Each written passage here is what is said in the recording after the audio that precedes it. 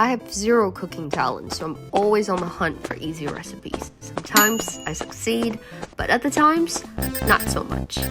Today I found a recipe online for a low-calorie, healthy cheesecake that promises a guilt-free experience. And my trusty co-pilot gave its approval as well. Let's give it a try then.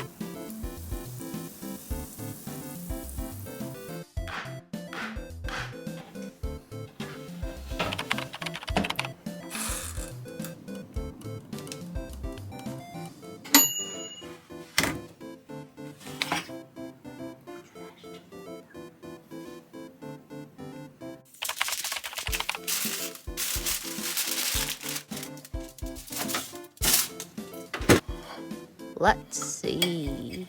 I guess it really is a tough balance to achieve in between deliciousness and healthiness. It definitely tastes nothing like cheesecake. It's so dewy.